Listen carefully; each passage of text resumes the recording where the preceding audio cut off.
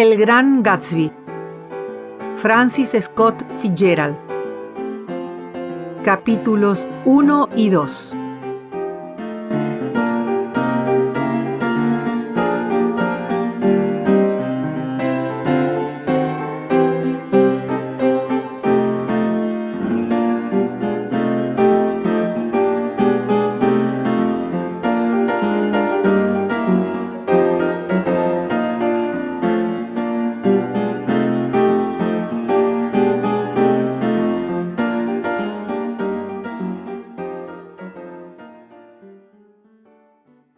Capítulo 1. Cuando era más joven y más vulnerable, mi padre me dio un consejo en el que no he dejado de pensar desde entonces. Siempre que sientas deseos de criticar a alguien, me dijo, recuerda que no a todo el mundo le han dado tantas facilidades como a ti. Eso fue lo único que dijo, pero como siempre nos lo hemos contado todo sin renunciar por ello a la discreción, comprendí que su frase encerraba un significado mucho más amplio. El resultado es que tiendo a no juzgar a nadie, costumbre que ha hecho que me relacione con muchas personas interesantes y me ha convertido también en víctima de bastantes pelmazos inveterados.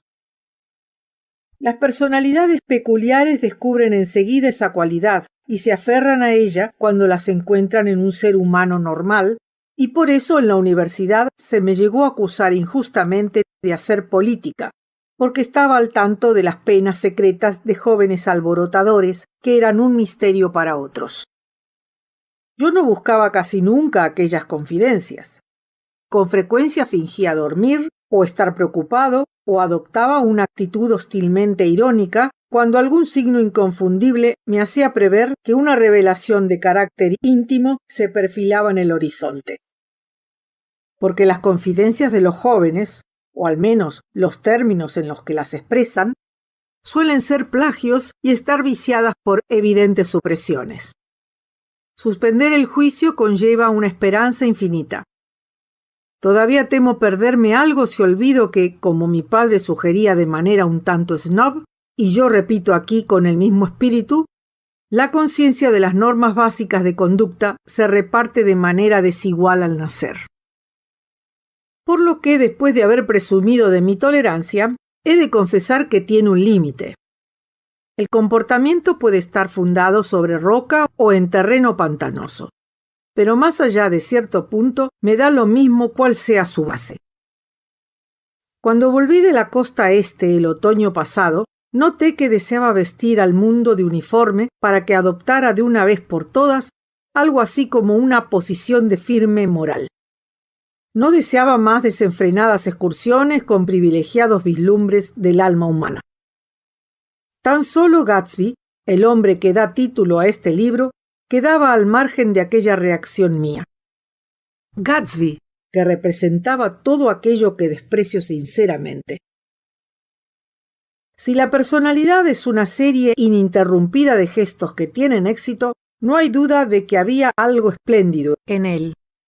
Cierta exaltada sensibilidad ante las promesas de la vida, como si estuviera conectado a uno de esos complicados mecanismos que registran terremotos producidos a 15.000 kilómetros de distancia. Esa sensibilidad no tiene nada que ver con la floja impresionabilidad a la que se procura ennoblecer llamándola temperamento creador. El de Gatsby era un don extraordinario para la esperanza. Una disponibilidad romántica como nunca he hallado en otra persona y no es probable que vuelva a encontrar. No, Gatsby demostró su valía al final. Fue lo que se cebó en él, el sucio polvo que levantaron sus sueños, lo que provocó durante algún tiempo mi desinterés por las penas infructuosas y las alegrías alicortas de los seres humanos. Durante 3 generaciones mi familia ha sido una de las más distinguidas y acomodadas de esta ciudad del Medio Oeste. Los Carraway tienen algo de clan y existe la tradición de que descendemos de los duques de Buccleuch, pero el verdadero fundador de nuestra rama de la familia fue el hermano de mi abuelo, que llegó aquí en 1851 mandó a un sustituto a la guerra civil e inició el saneado negocio de ferretería que mi padre regenta en el día de hoy. Nunca llegué a ver a ese tío abuelo mío, pero se asegura que me parezco a él, sobre todo a un retrato suyo bastante realista colgado en el despacho de mi padre.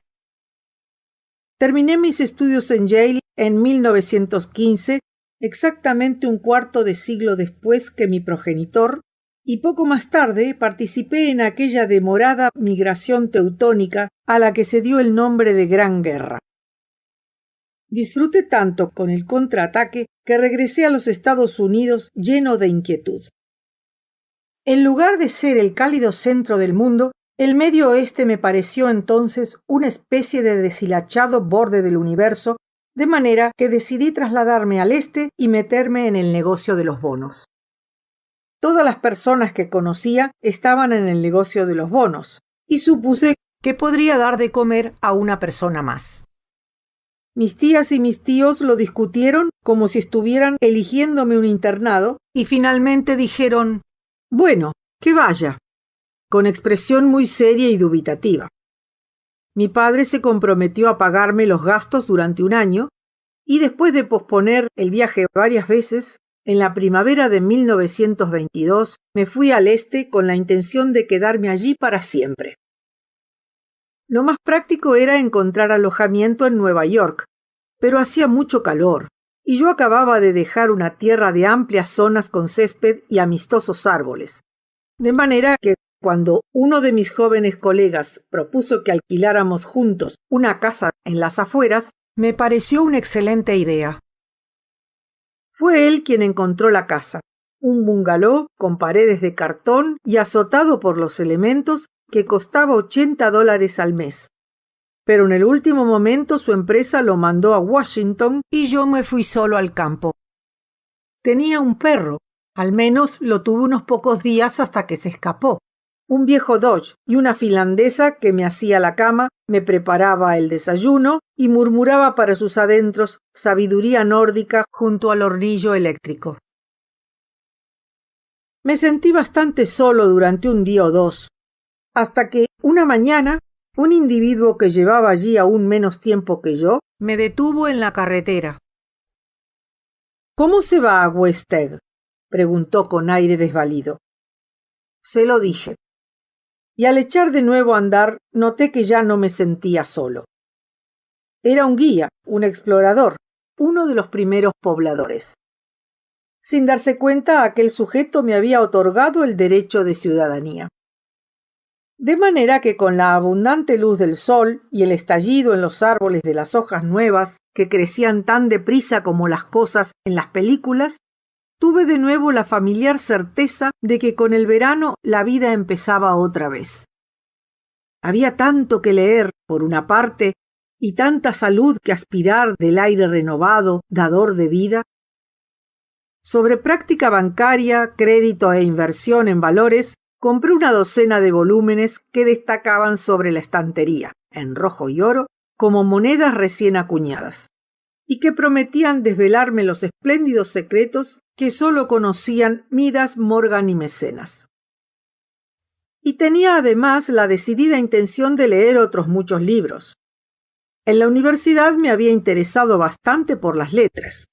Un año escribí una serie de editoriales tan solemnes como ingenuos para el Yale News, y ahora iba a reincorporar todo aquello a mi vida para convertirme de nuevo en el más limitado de los especialistas, el hombre de cultura amplia.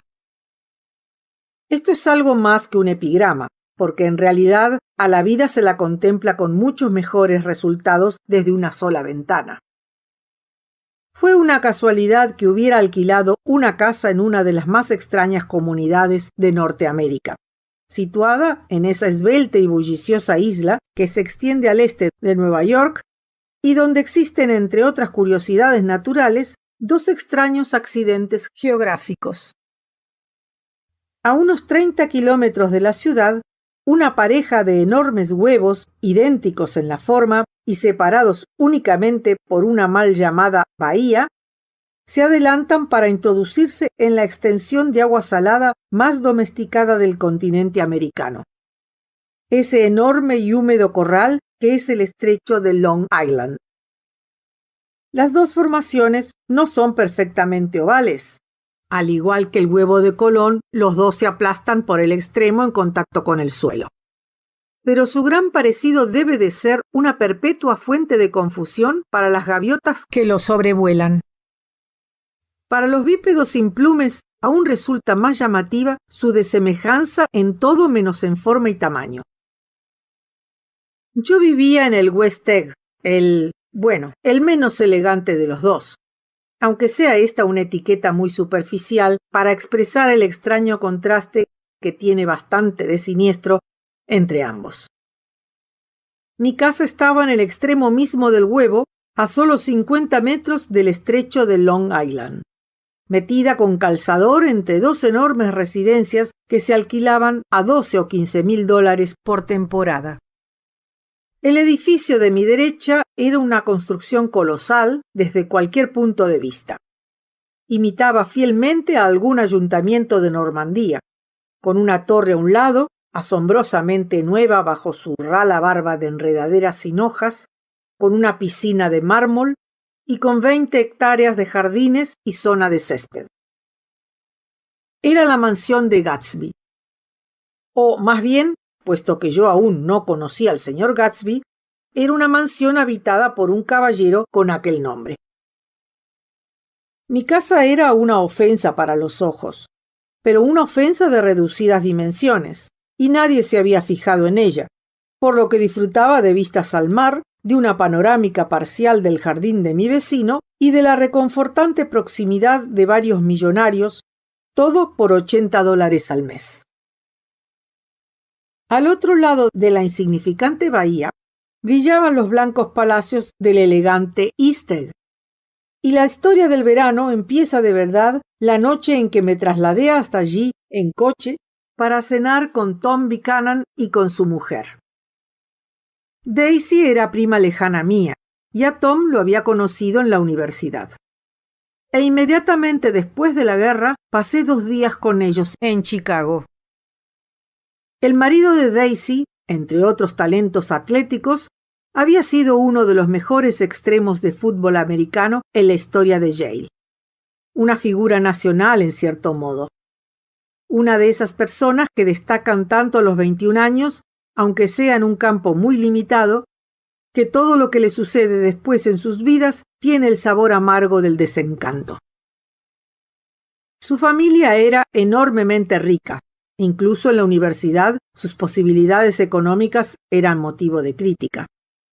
Pero ahora había dejado Chicago para instalarse en el este con un lujo que le cortaba a uno la respiración. Se había traído de Lake Forest, por ejemplo, una cuadra de caballos de polo. Costaba trabajo creer que una persona de mi generación tuviera dinero suficiente para una cosa así. No sé por qué habían venido al este. Pasaron un año en Francia sin ningún motivo particular y luego se dejaron ir de un sitio a otro en busca de los lugares donde se jugaba al polo y donde la gente hacía profesión conjunta de riqueza. Esta vez se habían instalado definitivamente, me dijo Daisy por teléfono, pero no me lo creí. Yo no tenía acceso al corazón de mi prima, pero estaba convencido de que Tom seguiría vagabundeando siempre en busca, algo nostálgicamente, de las espectaculares emociones de algún irrecuperable partido de fútbol americano. Y sucedió que un cálido día ventoso, a última hora de la tarde, fui en coche a East Egg para ver a 2 viejos amigos a los que apenas conocía. Su casa era aún más suntuosa de lo que había imaginado. Una alegre mansión colonial en rojo y blanco, estilo Rey Jorge, que dominaba la bahía. El césped empezaba en la playa y corría hacia la puerta principal, situada a unos 400 metros, saltando sobre relojes de sol, senderos enladrillados y jardines encendidos. Y cuando por fin alcanzaba la casa, ascendía por la pared en brillantes enredaderas, como llevado por el impulso de la carrera. La fachada quedaba interrumpida por una hilera de puertas-ventanas, con destellos de oro reflejado y abiertas por completo a la tarde ventosa y cálida. Vi a Tom Buchanan con traje de montar, de pie en la galería, con las piernas separadas. Había cambiado desde los años de Yale. Ahora era un hombre de 30 años, corpulento, de pelo pajizo, con un gesto duro en la boca y aire desdeñoso. Los ojos, llenos de arrogancia, ocupaban un lugar destacado en su rostro y creaban la impresión de que Tom iba siempre echado agresivamente hacia adelante. Ni siquiera la elegancia afeminada de su ropa de montar conseguía ocultar la enorme fuerza de aquel cuerpo. Tom parecía llenar las resplandecientes botas hasta poner tirante el cordoncillo superior, y bajo la chaqueta de tela fina se apreciaba el movimiento de una gran masa muscular cada vez que uno de sus hombros cambiaba de posición. Era un cuerpo capaz de grandes esfuerzos, un cuerpo cruel. Su voz áspera y bronca aumentaba la impresión de displicencia que producía su figura. Había en ella un toque de desprecio paternal, incluso con la gente que le caía bien. Y había personas en Yale que lo odiaban con toda el alma. Vamos, vamos, no pienses que en este asunto mi opinión es definitiva, parecía decir, por el hecho de que sea más fuerte y más hombre que tú. Pertenecíamos a la misma asociación universitaria y aunque nunca fuimos amigos íntimos, tuve siempre la impresión de caerle bien y de que buscaba mi aprecio con una intensidad brusca y desafiante muy propia de su carácter. Hablamos unos minutos en la galería aún iluminada por el sol. «Este sitio no está mal», dijo, mirando inquieto de aquí para allá. Me hizo girar cogido del brazo, me indicó con la otra mano extendida la fachada principal e incluyó también en aquel gesto un jardín italiano situado a un nivel inferior, una enorme rosaleda de perfume intenso y penetrante y una motora de proa muy chata que se balanceaba con el movimiento de las olas mar adentro. Pertenecía a The Maine, el del petróleo. Me hizo girar de nuevo con brusca cortesía. Será mejor que entremos. Cruzamos un vestíbulo de paredes altas hasta llegar a un espacio de un luminoso color rosado, unido a la casa por los extremos mediante dos miradores que creaban una sensación de fragilidad. Las ventanas estaban entreabiertas y su blancura resplandecía sobre el césped del exterior, muy bien cuidado, que daba la impresión de invadir un poco la casa. La brisa atravesó la habitación, hinchando los visillos, semejantes a banderas descoloridas, en un lado hacia el interior del cuarto y en el otro hacia afuera. Y luego los retorció para levantarlos hacia el techo, que parecía una barroca tarta nupcial. Después agitó un tapiz de color vino, creando ondulaciones como las del viento sobre el mar. El único objeto completamente inmóvil que había en el cuarto era un enorme sofá en el que dos jóvenes estaban encaramadas como si se tratara de un globo cautivo.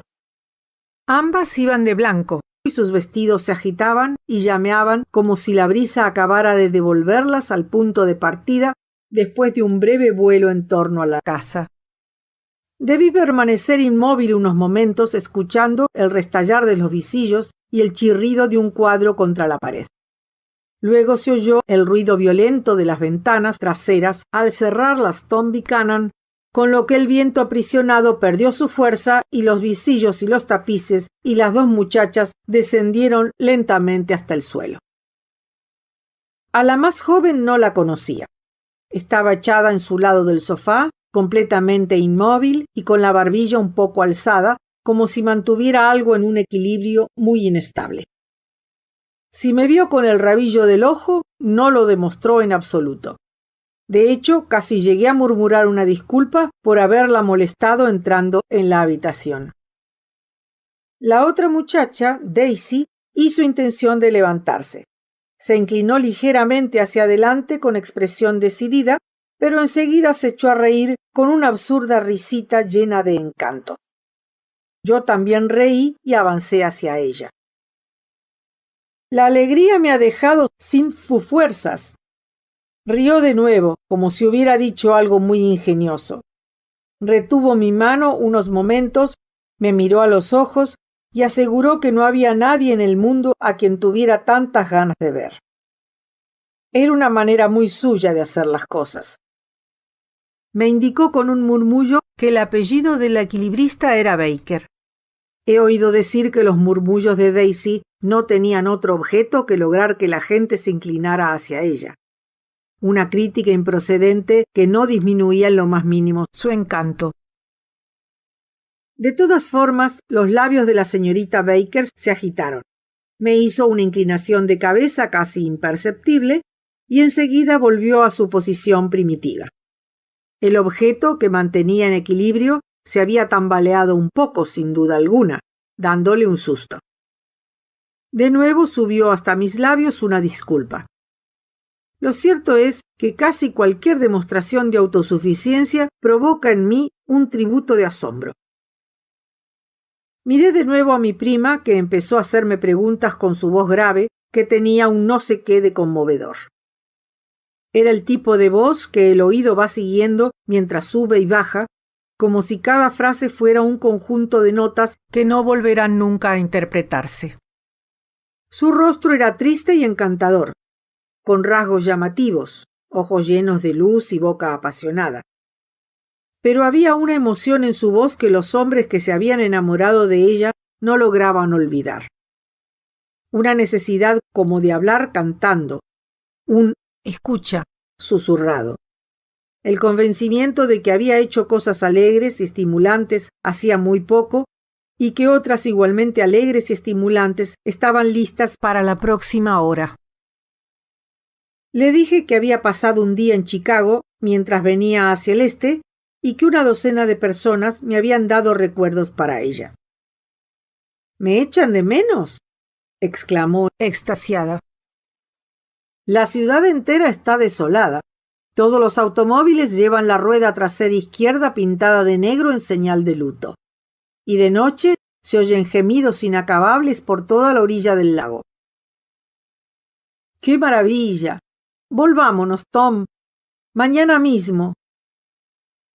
Luego añadió sin venir a cuento. Tienes que ver a la niña. Me encantaría. Ahora duerme. Tiene 3 años. ¿No la has visto nunca? No. Bueno, debes verla. Es... Tom Buchanan, que había estado paseando inquieto por la habitación, se detuvo y me puso una mano en el hombro. ¿A qué te dedicas, Nick? Estoy en el negocio de los bonos. ¿Con quién es? Se lo dije. No he oído nunca hablar de ellos, replicó terminantemente. Aquello me molestó. Oirás, le contesté con brusquedad, si es que te quedas en el este. Por eso no te preocupes, me quedaré en el este, exclamó mirando a Daisy y luego otra vez a mí, como si esperase que dijéramos algo más. Sería un cretino integral si viviera en otro sitio. En aquel momento intervino la señorita Baker con un «claro que sí», tan repentino que me sobresalté. Eran sus primeras palabras desde mi llegada. Sin duda se quedó tan sorprendida como yo, porque bostezó y con una serie de hábiles y rápidos movimientos se puso en pie. «Se me ha dormido todo el cuerpo», se quejó. «No sé el tiempo que llevo tumbada en ese sofá». «No me mires a mí», replicó Daisy. «Llevo toda la tarde intentando que te vengas conmigo a Nueva York». «No, gracias», dijo la señorita Baker en dirección a los 4 cócteles que acababan de traer, procedentes del office. «Estoy entrenándome muy en serio». «Entrenándote». Tom apuró el cóctel de un trago como si tan solo fuera una gota en el fondo de la copa. «Nunca entenderé cómo consigues hacer las cosas que haces». Me quedé mirando a la señorita Baker, preguntándome qué era lo que conseguía hacer. Resultaba agradable contemplarla. Era una muchacha delgada, de pechos pequeños, que caminaba muy erguida y acentuaba además esa postura echando los hombros hacia atrás como un alumno de academia militar.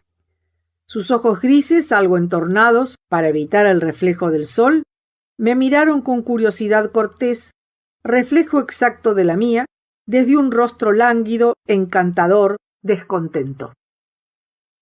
En aquel momento se me ocurrió que la había visto antes en algún sitio, a ella o una fotografía suya. «Usted vive en West Egg», hizo notar despreciativamente. «Conozco a alguien allí». «Pues yo no conozco a una sola». «Tiene que conocer a Gatsby». «¿Gatsby?», preguntó Daisy. «¿Qué Gatsby?». Antes de que pudiera explicarle que era mi vecino, se nos anunció que la cena estaba servida. Tom Buchanan me cogió del brazo con fuerza y me sacó de la habitación como si estuviera moviendo una ficha sobre un tablero de damas. Esbeltas, lánguidas, con las manos suavemente apoyadas en las caderas, las dos muchachas salieron delante de nosotros a una galería de color rosa que se abría hacia la puesta de sol y en la que un viento casi apaciguado hacía temblar la llama de las 4 velas colocadas sobre la mesa. «¿Qué necesidad tenemos de velas?», protestó Daisy frunciendo el ceño. Inmediatamente las apagó con los dedos. «Dentro de 2 semanas será el día más largo del año». Nos miró a todos con expresión radiante. ¿No esperáis siempre a que llegue el día más largo y luego se os pasa sin daros cuenta? A mí me sucede todos los años. Tendríamos que planear algo, bostezó la señorita Baker, sentándose a la mesa como si se estuviera acostando. De acuerdo, dijo Daisy. ¿Qué podemos planear? Se volvió hacia mí con aire desvalido. ¿Qué suele planear la gente? Antes de que pudiera contestarle, clavó la vista en su dedo meñique con expresión de asombro. «Mirad», se quejó, «me he hecho daño». Todos miramos. Tenía el nudillo amoratado. «Has sido tú, Tom», dijo Daisy con tono acusador. «Sé que no lo has hecho a propósito, pero has sido tú. Eso me pasa por haberme casado con un bruto, con un gigantón que...» «Me molesta la palabra gigantón», protestó Tom malhumorado. «Hasta en broma». «Gigantón», insistió Daisy. A veces la señorita Baker y ella, sin darle importancia, hablaban al mismo tiempo con una burlona falta de hilación que nunca llegaba a ser del todo simple parloteo, pero que resultaba tan fría como sus vestidos blancos y sus ojos impersonales, de los que el deseo estaba por completo ausente. Las dos estaban allí y aceptaban la presencia de Tom y la mía, haciendo tan solo un cortés esfuerzo muy loable para distraernos o para dejarse distraer. Sabían que muy pronto la cena habría terminado y que poco después también concluiría la velada sin que nadie le diera mucha importancia. Era una actitud muy diferente de la del oeste, donde las veladas se consumían apresuradamente de fase en fase, con esperanzas continuamente frustradas o bien con verdadero temor nervioso al momento presente. «Haces que me sienta muy poco civilizado, Daisy», confesé después de beberme la segunda copa de un clarete soberoso espectacular. «¿Por qué no hablas de cosechas o algo parecido?» Yo no quería decir nada en especial con aquella frase, pero provocó una reacción bastante inesperada. «La civilización se está desmoronando», estalló Tom. «No puedo evitar sentirme pesimista. ¿Has leído La aparición de los imperios negros por un tal Goddard?» «No, ¿por qué?», respondí bastante sorprendido por su tono. «Bueno, es un libro excelente y debería leerlo todo el mundo. La idea es que, si no tenemos cuidado, la raza blanca quedará completamente desbordada. Se trata de argumentos científicos, cosas que están probadas». «Tom se está volviendo muy profundo», dijo Daisy con un gesto de tristeza que parecía perfectamente espontáneo. «Lee libros muy serios con palabras de muchas sílabas. ¿Cuál era la palabra que...? Bueno, se trata de libros científicos, insistió Tom mirando molesto a su mujer. Ese tipo ha estudiado la cuestión a fondo. Nosotros, que somos la raza dominante, hemos de estar alerta. De lo contrario, otras razas acabarán controlándolo todo. Tenemos que pasarlos por la piedra, susurró Daisy, guiñando con ferocidad un ojo hacia el sol ardiente. Tendrías que vivir en California, empezó la señorita Baker, pero Tom la interrumpió cambiando bruscamente de postura en la silla. La idea es que somos nórdicos. Lo soy yo y lo eres tú y... Después de vacilar casi imperceptiblemente, también incluyó a Daisy con una leve inclinación de cabeza y ella volvió a hacerme un guiño. Y nosotros hemos producido todas las cosas que constituyen la civilización, la ciencia, el arte y lo demás. ¿Te das cuenta? El esfuerzo que hacía por pensar tenía algo de patético, como si la autocomplacencia, aunque más acusada que años antes, ya no le bastara. Cuando casi inmediatamente después sonó el teléfono dentro de la casa y el mayordomo abandonó el porche, Daisy aprovechó inmediatamente la oportunidad y se inclinó hacia mí. «Te voy a contar un secreto de familia», susurró con entusiasmo. «Se trata de la nariz del mayordomo. ¿Quieres saber lo que pasa con la nariz del mayordomo? A eso he venido esta noche». Pues bien, no ha sido siempre mayordomo. Solía limpiar la plata de una familia de Nueva York que tenía una cubertería para 200 personas, y la limpiaba de la mañana a la noche hasta que finalmente empezó a afectarle la nariz. Las cosas fueron de mal en peor, sugirió la señorita Baker. Sí, las cosas fueron de mal en peor hasta que finalmente tuvo que marcharse. Por un instante los últimos rayos del atardecer cayeron con romántica intensidad sobre su rostro resplandeciente. Su voz me obligó a inclinarme hacia ella y a retener la respiración mientras la escuchaba. Luego el resplandor desapareció y cada fragmento de luz la abandonó con prolongado pesar, como niños que se marchan de una calle agradable al atardecer. El mayordomo regresó y le murmuró a Tom al oído algo que le hizo fruncir el ceño. Enseguida echó la silla para atrás y entró en la casa sin decir palabra. Como si la ausencia de su marido acelerase algún proceso interior, Daisy se inclinó de nuevo hacia adelante, con la voz llena de resplandores y de música. Me encanta sentarte a mi mesa, Nick. Me recuerdas a una rosa. Una rosa, sin duda alguna. ¿No es cierto? Se volvió hacia la señorita Baker en busca de apoyo. ¿No es una rosa de pies a cabeza? Era una falsedad. No me parezco ni remotamente a una rosa. Daisy solo estaba improvisando, pero brotaba de ella algo cálido y conmovedor, como si estuviera tratando de entregar su corazón, ocultándolo en una de aquellas emocionadas e intensas palabras. Luego arrojó bruscamente la servilleta sobre la mesa, se excusó y entró en la casa. La señorita Baker y yo intercambiamos una breve mirada, todo lo neutral que nos fue posible. Yo estaba a punto de decir algo cuando ella se irguió en el asiento y dijo «Shh», con tono amonestador. De la habitación contigua llegaba un murmullo de voces apasionadas que trataban de hablar bajo, y la señorita Baker se inclinó sin recato hacia la pared tratando de oír. El murmullo llegó casi a hacerse comprensible, perdió volumen, se alzó bruscamente y finalmente cesó por completo. «Ese tal Gatsby del que usted hablaba es vecino mío», dije. «No hable, quiero enterarme de lo que pasa». «¿Es que está pasando algo?», pregunté con la mayor ingenuidad del mundo. «¿Va a decirme que no lo sabe?», exclamó la señorita Baker sinceramente sorprendida. «Creía que todo el mundo estaba al tanto». «Yo no». «Bueno», dijo después de una breve vacilación. «Tom tiene una mujer en Nueva York».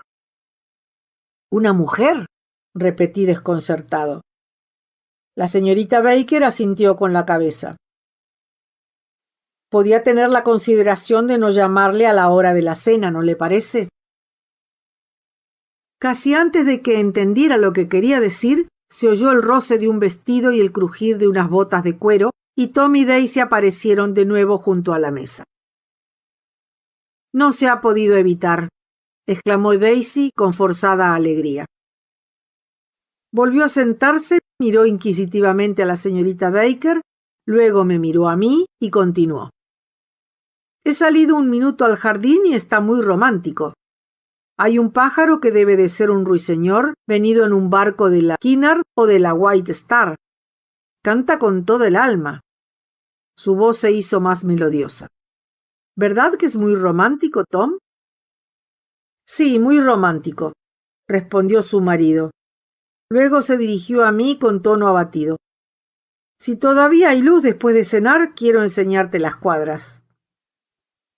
El teléfono sonó de nuevo en el interior de la casa, sobresaltándonos, y mientras Daisy, muy decidida, le decía a Tom que no con la cabeza, el tema de las cuadras, todos los temas de hecho, se esfumaron por completo. Entre los desperdigados fragmentos de los últimos 5 minutos que pasamos sentados a la mesa, recuerdo que se encendieron de nuevo las velas, inútilmente, y recuerdo que quería mirar a todo el mundo de hito en hito y evitar al mismo tiempo los ojos de todos. No podría decir lo que Daisy y Tom estaban pensando, pero dudo que incluso la señorita Baker, en posesión, al parecer, de un sólido escepticismo, fuese del todo capaz de apartar de su imaginación la chillona insistencia metálica del quinto comensal. Para determinadas personas, aquella situación quizá resultase intrigante, pero mi impulso hubiera sido telefonear de inmediato a la policía. Los caballos, no hace falta decirlo, no se volvieron a mencionar. Tom y la señorita Baker, un par de metros de atardecer entre ambos, regresaron a la biblioteca como disponiéndose a velar un cadáver perfectamente corpóreo, mientras yo, tratando de parecer cordialmente interesado y un poco sordo, fui siguiendo a Daisy por una sucesión de porches conectados entre sí hasta llegar al de la fachada principal. En la creciente oscuridad nos sentamos uno junto a otro en un sofá de mimbre. Daisy se llevó las manos a la cara como para palpar su adorable contorno y su mirada se perdió gradualmente en el crepúsculo aterciopelado. La vi dominada por emociones tumultuosas y opté por hacerle algunas preguntas sobre su hijita que consideré tranquilizadoras. Tú y yo no nos conocemos demasiado bien, Nick, dijo de repente. Aunque seamos primos, no fuiste a mi boda.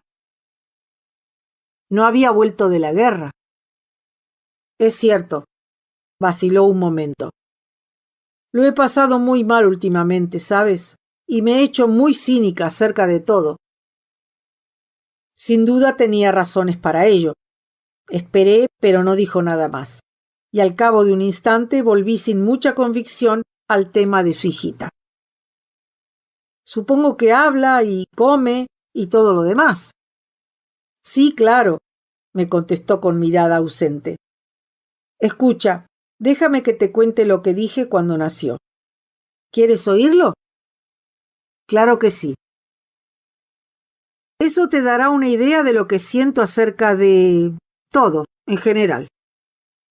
La niña aún no tenía una hora y Tom estaba Dios sabe dónde.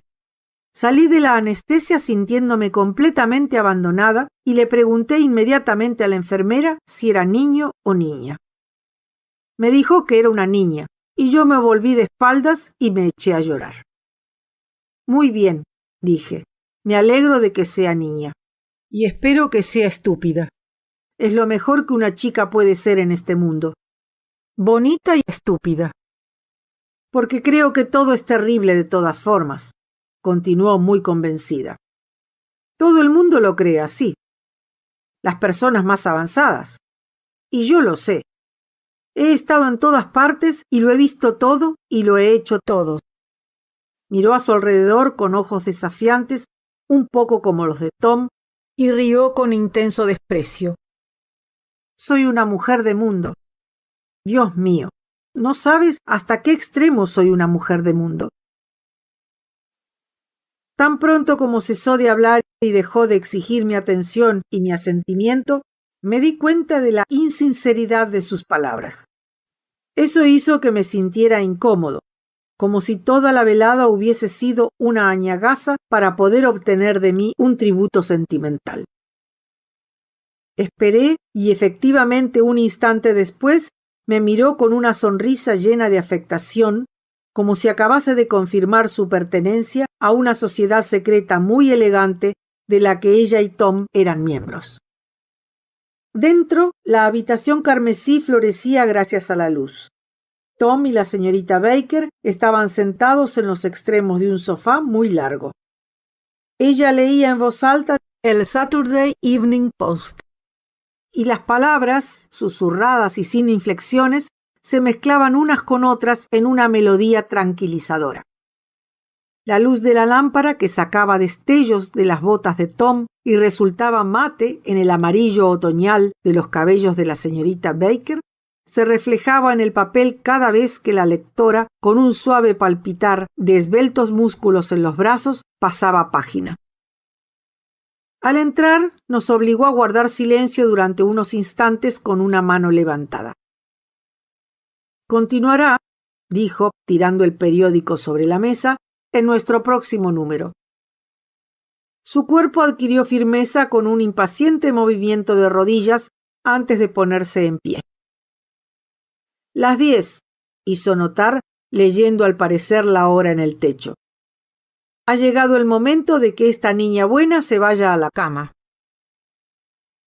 Jordan juega mañana en el torneo de Westchester, explicó Daisy. Ah, es usted Jordan Baker. Ahora sabía ya por qué me era familiar su cara. Su agradable expresión desdeñosa me había contemplado desde muchas ilustraciones en hueco grabado sobre la vida deportiva de Asheville, Hot Spring y Palm Beach. También había oído alguna habladuría, una historia desagradable en la que no salía muy bien parada, pero que había olvidado hacía mucho tiempo. Buenas noches, dijo dulcemente. Despiértame a las 8. ¿Te acordarás? Si quieres levantarte. Querré. Buenas noches, señor Garraway. Espero que nos veamos pronto. Claro que os veréis pronto, confirmó Daisy. Hasta creo que voy a dedicarme a casamentera. Ven con frecuencia, Nick, y ya me las arreglaré yo para que paséis tiempo juntos. Para encerraros por equivocación en un armario ropero, pongamos por caso, o para echaros al mar en un bote y otras cosas por el estilo. Buenas noches, dijo la señorita Baker desde la escalera. No he oído ni una sola palabra. Es una chica estupenda, dijo Tom al cabo de un momento. No deberían dejarla que viaje por todo el país de esa manera. ¿Quién no debería?, preguntó Daisy con frialdad. Su familia. Su familia es una tía que debe de tener unos 1000 años. Además, Nick cuidará de ella. ¿No es cierto, Nick? Va a pasar aquí muchos fines de semana este verano.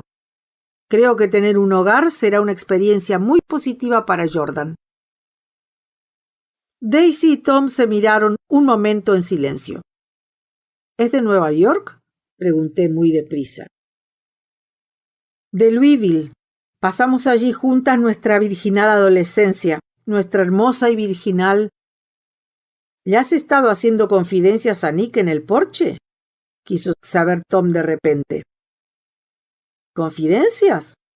Se me quedó mirando. No consigo acordarme, pero creo que hemos hablado de la raza nórdica. Sí, eso ha sido. Se nos vino encima sin que nos diéramos cuenta, ya sabes, y... No te creas todo lo que oigas, Nick, me advirtió Tom. Dije, quitándole importancia, que no había oído nada en absoluto y pocos minutos después me levanté para marcharme. Salieron conmigo hasta la puerta y permanecieron uno al lado del otro en un alegre rectángulo de luz.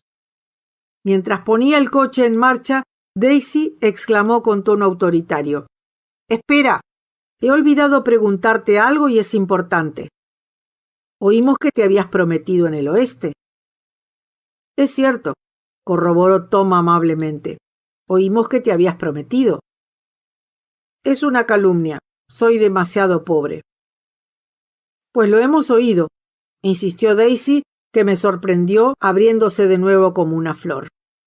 «Nos lo han dicho 3 personas, así que debe de ser cierto». Sabía por supuesto de qué hablaban, pero no estaba ni remotamente prometido. Que las habladurías diesen por leídas las amonestaciones era una de las razones de mi traslado al este. No se puede dejar de salir con una vieja amiga por un simple cotilleo, y por otro lado, no tenía intención de que unos rumores me obligaran a casarme. Su interés por mí me conmovió bastante y los hizo menos remotamente ricos. Mientras me alejaba, me sentía sin embargo confundido y un poco molesto. Tenía la impresión de que lo correcto sería que Daisy se marchara a toda prisa de la casa con su hijita en brazos, pero esa idea, al parecer, ni se le había pasado por la cabeza.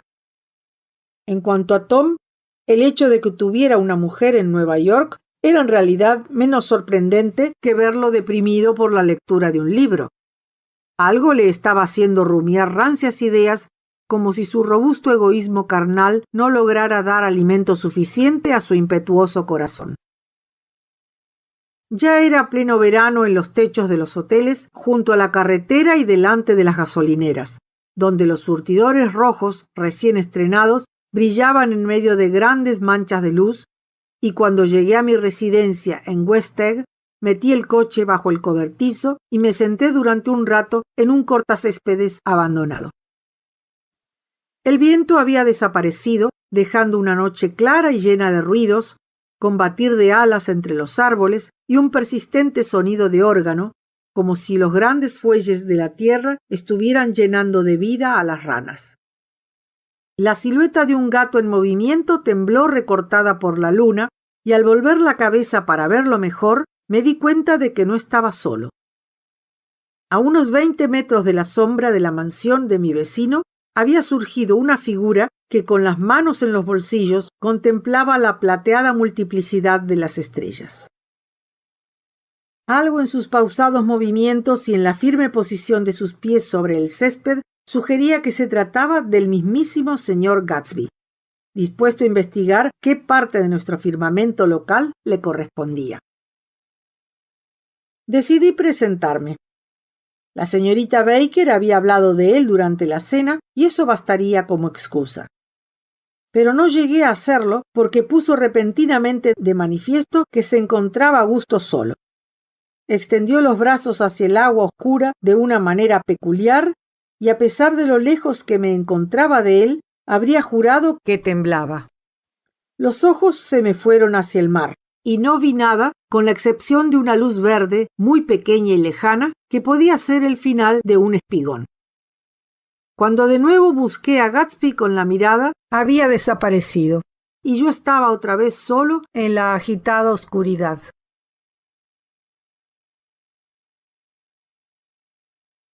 Capítulo 2. Hacia mitad del camino entre West Egg y Nueva York, la carretera se acerca de repente a la línea del ferrocarril y corre a su lado por espacio de unos 400 metros, como si quisiera evitar así cierta desolada extensión de tierra. Se trata de un valle de cenizas, de una franja fantástica donde las cenizas, como si fueran trigo, crecen formando crestas y colinas, y jardines grotescos donde las cenizas adoptan la forma de casas y de chimeneas y del humo que sale por ellas, y finalmente, mediante un esfuerzo trascendental, incluso de hombres que se mueven confusamente para desmoronarse al instante en el aire polvoriento. De vez en cuando una fila de grises vagonetas se arrastra por una vía invisible, deja escapar unos crujidos lúgubres y se detiene. Inmediatamente los hombres de color gris ceniza salen en todas direcciones con pesadas palas y levantan una nube impenetrable que oculta a nuestra vista sus oscuras operaciones. Pero sobre la tierra gris y sobre los remolinos de polvo sombrío que flotan interminablemente por encima de ella, se advierten al cabo de un momento los ojos del doctor T.J. Ecklebarg. Los ojos del doctor T.J. Ecklebarg son azules y gigantescos, con pupilas de 1 metro de altura. No miran desde un rostro, sino desde unas enormes gafas amarillas que se apoyan sobre una nariz inexistente. Sin duda, algún oculista con un extraño sentido del humor los puso allí para aumentar su clientela en el barrio de Queens, pero luego se hundió en la ceguera eterna o se olvidó de ellos y se trasladó a otro sitio. Sus ojos, sin embargo, algo descoloridos por muchos días bajo el sol y la lluvia, siguen meditando sobre la solemne zona donde se descargan las cenizas. El valle limita a un lado con un sucio río y cuando se alza el puente levadizo para que pasen las gabarras, los pasajeros de los trenes, obligados a esperar, contemplan la deprimente escena hasta por espacio de media hora. De todas formas, siempre se produce allí una parada de 1 minuto al menos, y debido a esa circunstancia, vi por vez primera a la amante de Tom Buchanan. El hecho de que tenía una querida se comentaba en todos los sitios donde lo conocían. A sus amistades les molestaba que se presentara con ella en los restaurantes más concurridos y que abandonándola en su mesa fuese de aquí para allá charlando con unos y otros. Aunque yo sentía curiosidad por verla, no deseaba que Tom me la presentara, pero fue eso lo que sucedió. Una tarde fui con él en tren a Nueva York y cuando nos detuvimos junto a los montones de ceniza, se puso en pie de un salto y cogiéndome del codo, me obligó literalmente a apearme. «Nos bajamos aquí», insistió. «Quiero que conozcas a mi chica». Creo que había bebido mucho durante la comida y que estaba decidido a que le acompañara, aunque fuese a la fuerza. Su desdeñosa suposición era que yo no tenía nada mejor que hacer un domingo por la tarde. Salté tras él la pequeña valla blanca del ferrocarril y recorrimos en dirección opuesta unos 100 metros de carretera bajo la mirada tenaz del doctor Ecklebarg. Los únicos edificios visibles formaban un pequeño cuadrilátero de ladrillos amarillos en el límite de la tierra baldía, como una especie de calle mayor en miniatura que atendiera a sus necesidades y que, acto seguido, desembocara en el vacío más absoluto. Una de sus 3 únicas tiendas se alquilaba. Otra era un restaurante, abierto toda la noche, al que se llegaba por un sendero de cenizas, y la tercera un garage. Reparaciones George B. Wilson. Se compran y venden automóviles. En el que entré detrás de Tom. El interior no daba señales de prosperidad y estaba casi vacío. El único coche visible eran los restos de un Ford cubierto de polvo, agazapado en un rincón sin luz. Se me estaba ocurriendo que aquel garaje espectral no podía ser más que una tapadera, y que sobre nuestras cabezas quedaban ocultos apartamentos suntuosos, cuando el propietario en persona apareció en la puerta del despacho, limpiándose las manos con un trapo de hilacha de algodón. Era un hombre rubio, sin nervio, anémico y borrosamente bien parecido. Al vernos, una mustia chispa de esperanza se asomó a sus ojos de color azul muy claro. «Hola, Wilson», dijo Tom, palmeándole jovialmente el hombro. «¿Cómo va el negocio?» «No me puedo quejar», contestó Wilson nada convencido. «¿Cuándo me va a vender el coche?» «La semana que viene. Tengo al chofer trabajando en ello en este momento». «Trabaja muy despacio, ¿no le parece?» «No, no trabaja despacio», dijo Tom con frialdad. «Y si es eso lo que piensa, quizá lo venda en otro sitio después de todo». «No era eso lo que quería decir», explicó Wilson muy deprisa. «Solo hablaba de...».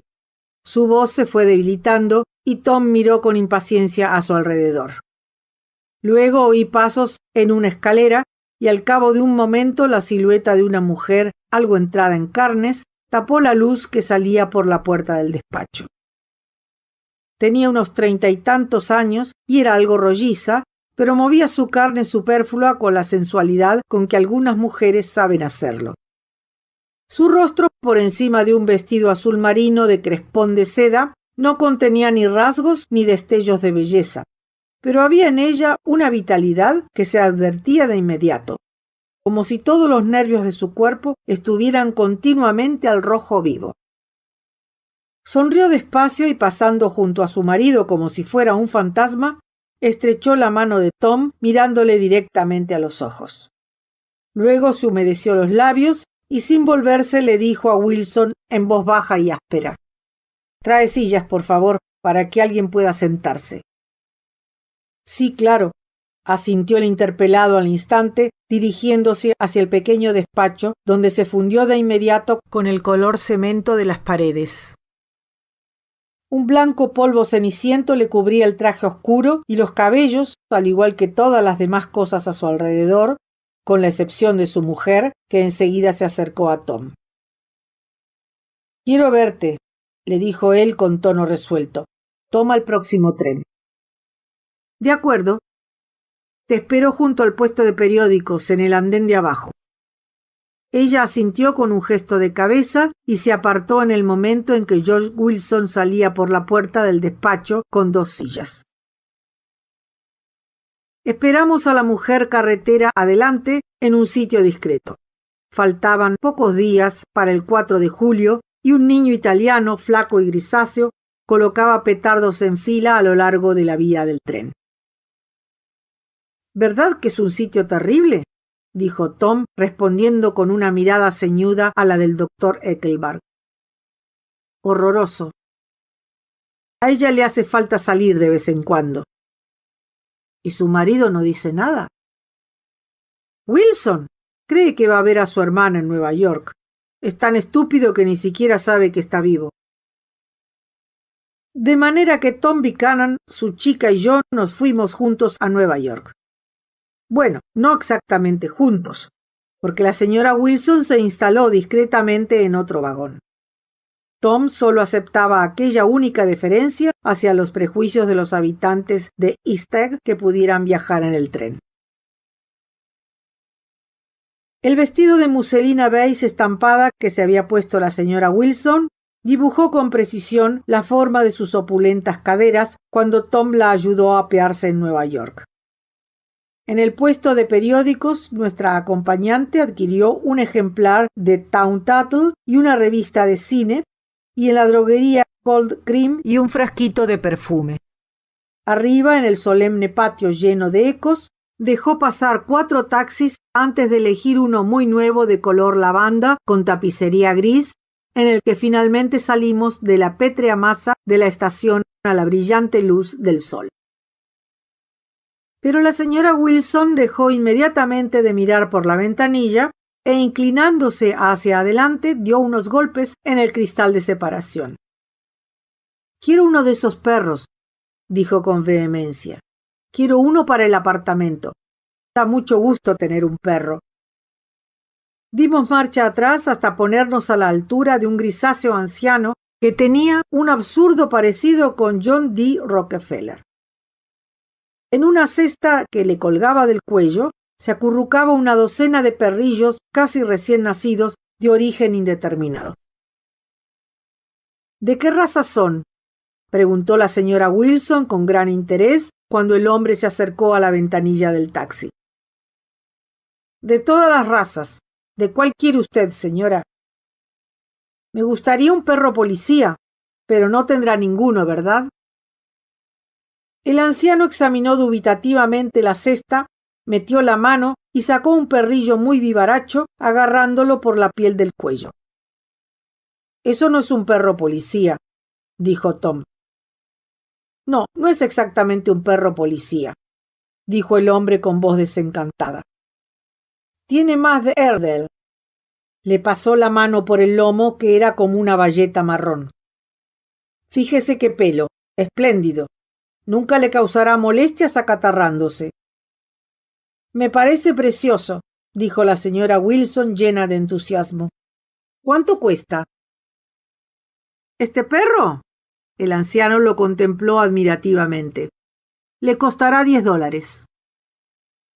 El Airedale, sin duda, un Airedale había contribuido en algún momento a la creación de aquel ejemplar, aunque tuviera unas patas sorprendentemente blancas, cambió de manos y fue a instalarse en el regazo de la señora Wilson, quien procedió a acariciar con arrobamiento aquella piel tan resistente a los agentes atmosféricos. ¿Es chico o chica?, preguntó delicadamente. ¿Ese perro? Ese perro es macho. Es una perra, dijo Tom con autoridad. Tenga su dinero. Vaya y cómprese otros 10. Fuimos hasta la Quinta Avenida, tan cálida y tranquila en la tarde dominical de verano, tan pastoral casi que no me hubiera sorprendido ver un rebaño de ovejas blancas doblando una esquina. Que pare un momento, dije. Me apeo aquí. No, tú no te marchas, intervino Tom inmediatamente. Myrtle se sentiría muy dolida si no subieras al apartamento. ¿No es cierto, Myrtle? Venga con nosotros, me pidió ella.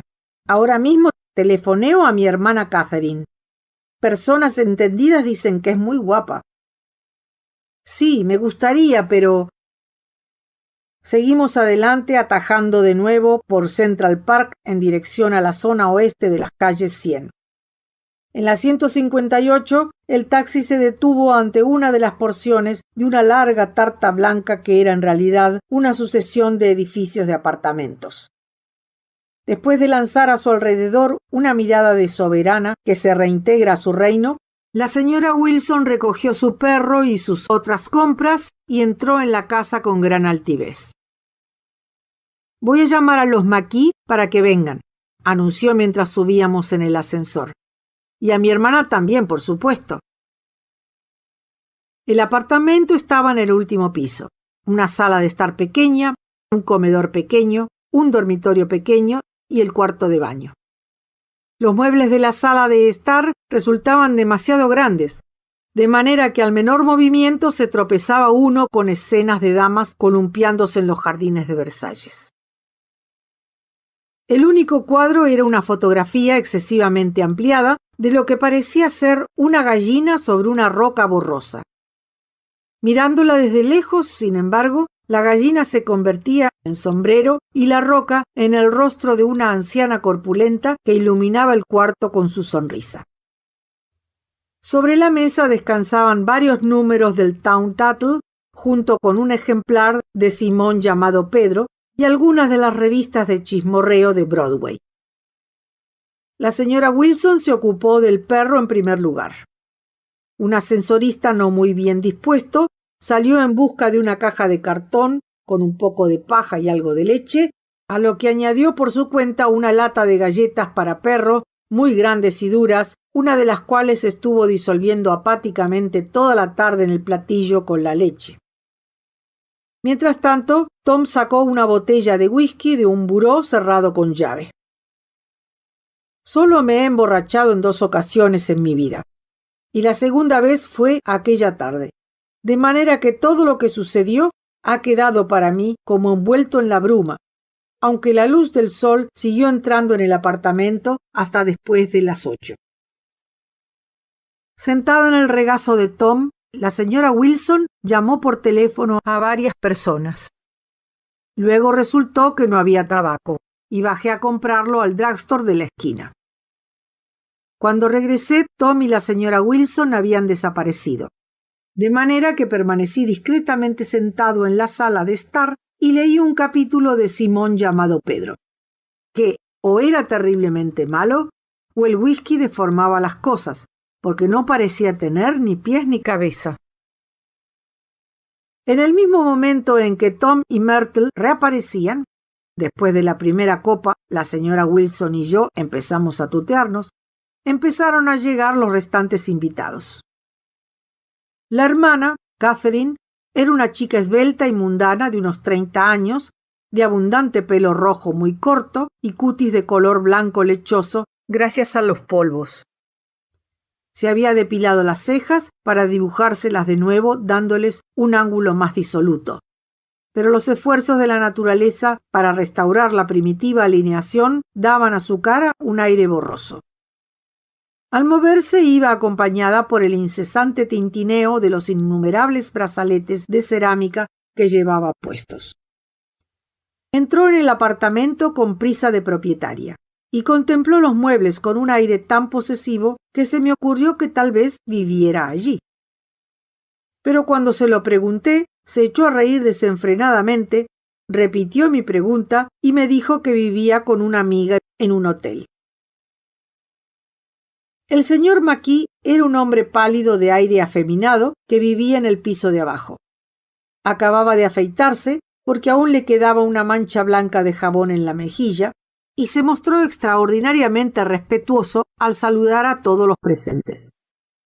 Me informó de que pertenecía al mundo artístico y más tarde llegué a saber que era fotógrafo y autor de la borrosa ampliación de la madre de la señora Wilson que flotaba sobre la pared como un ectoplasma.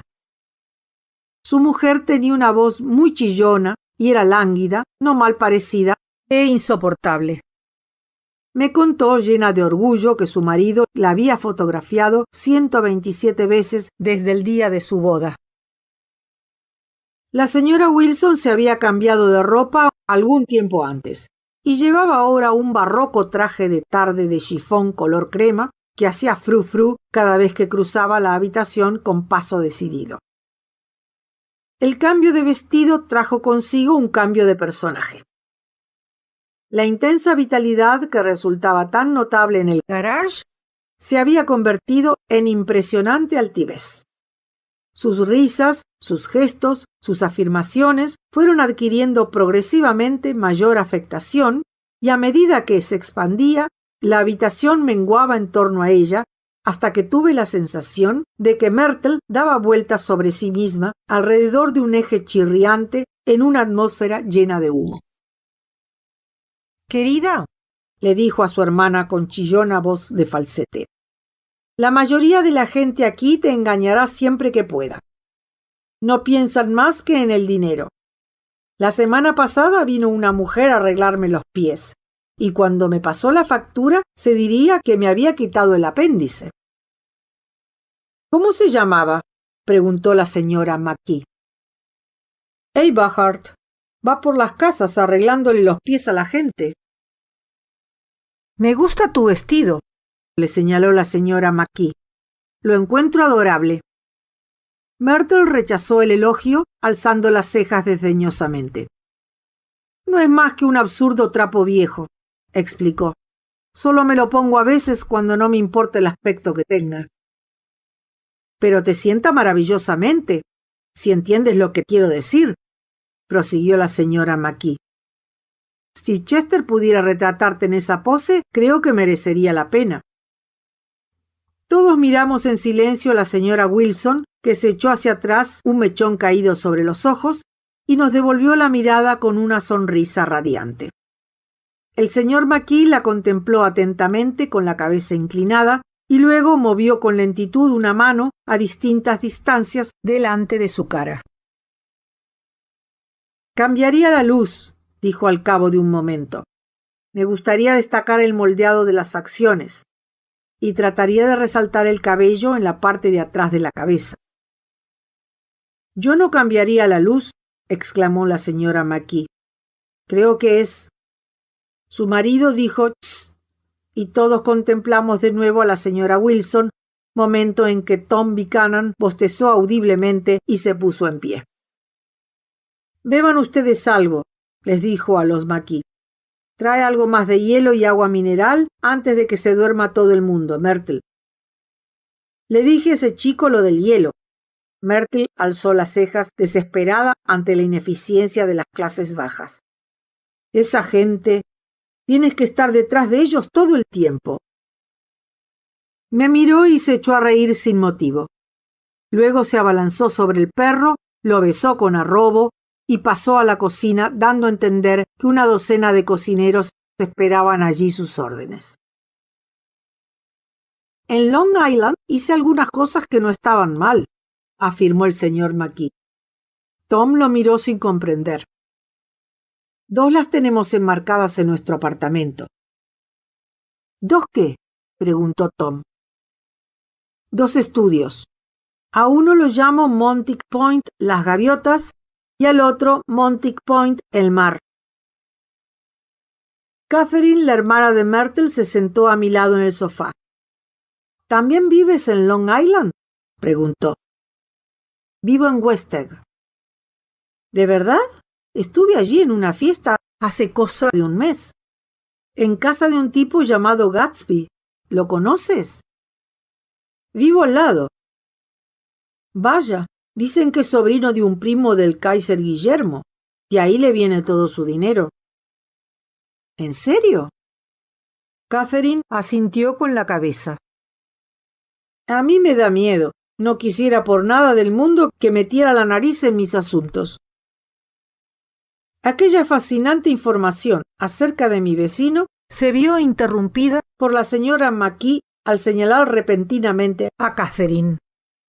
Chester, creo que podrías hacer algo con ella, exclamó, pero su marido solo respondió con un aburrido gesto de asentimiento y volvió a concentrar toda su atención en Tom. Me gustaría trabajar más en Long Island, si pudiera introducirme. Todo lo que pido es que me den una oportunidad. Pregunte a Myrtle, dijo Tom, lanzando una breve carcajada mientras la señora Wilson regresaba de la cocina con una bandeja. Le dará una carta de presentación. ¿Verdad que lo harás, Myrtle? ¿Hacer qué? Preguntó ella sorprendida. Dar a McKee una carta de presentación para que le haga unos estudios a tu marido. Sus labios se movieron en silencio unos instantes mientras improvisaba. George B. Wilson en el surtidor de gasolina o algo por el estilo. Catherine se acercó más a mí y me susurró al oído. Ni ella soporta a su marido ni él a su mujer. ¿No? No pueden verlos ni en pintura. Miró a Myrtle y luego a Tom. Y lo que yo digo es, ¿por qué seguir así? Si yo fuera ellos me divorciaría y volvería a casarme enseguida. ¿Tampoco a ella le gusta Wilson? Mi pregunta recibió una respuesta inesperada procedente de Myrtle, que la había oído, y se expresó de manera violenta y obscena. ¿Ves? Exclamó Catherine con tono triunfal. Bajó de nuevo la voz. En realidad es su mujer quien los mantiene separados. Es católica y los católicos no aceptan el divorcio.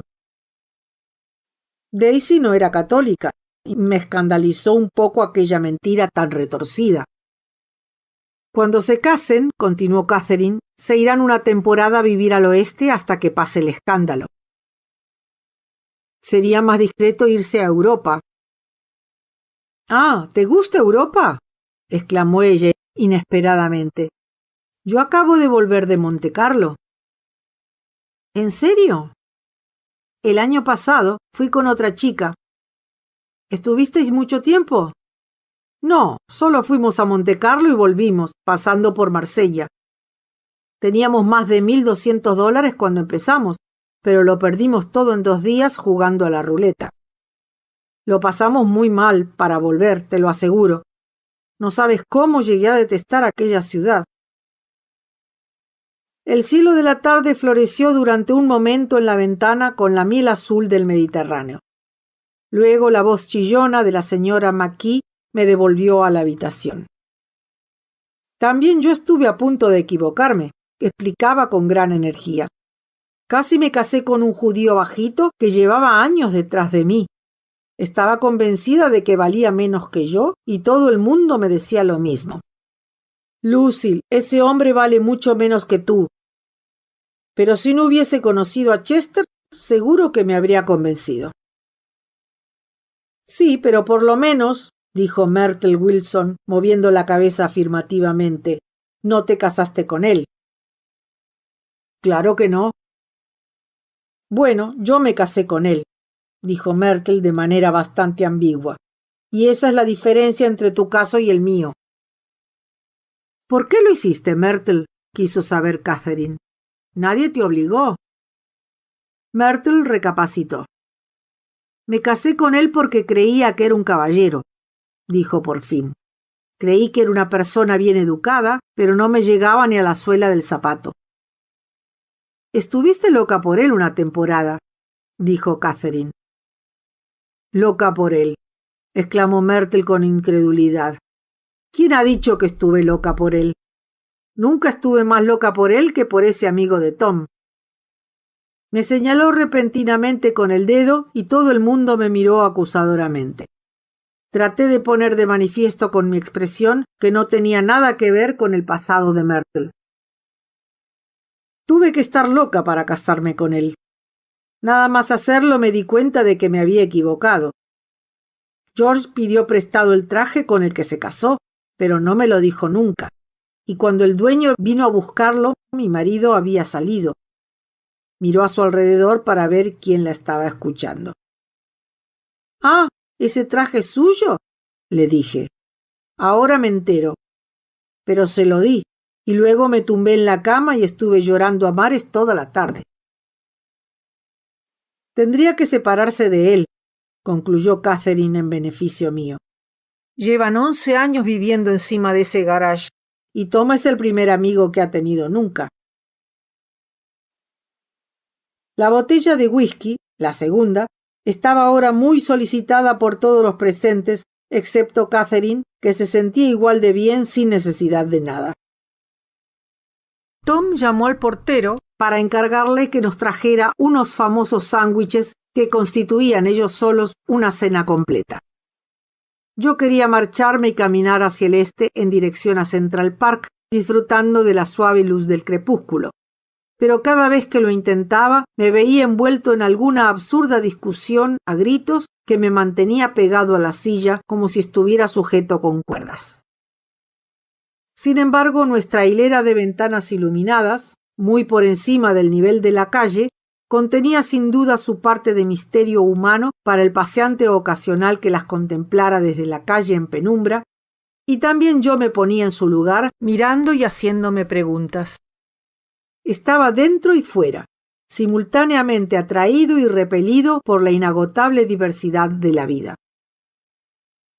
Myrtle se me acercó con su silla y de repente su cálido aliento vertió en mis oídos la historia de su primer encuentro con Tom. Fue en esos 2 asientos más pequeños, uno frente a otro, que son siempre los últimos que se ocupan en el tren. Yo iba a Nueva York a ver a mi hermana y a pasar la noche. Él iba vestido de etiqueta y con zapatos de charol, y no fui capaz de quitarle los ojos de encima. Pero cada vez que él me miraba, tenía que fingir que estaba leyendo el anuncio encima de su cabeza. Cuando nos apeamos en la estación, estaba a mi lado, y me apretó el brazo con la pechera blanca, así que le dije que iba a llamar a la policía.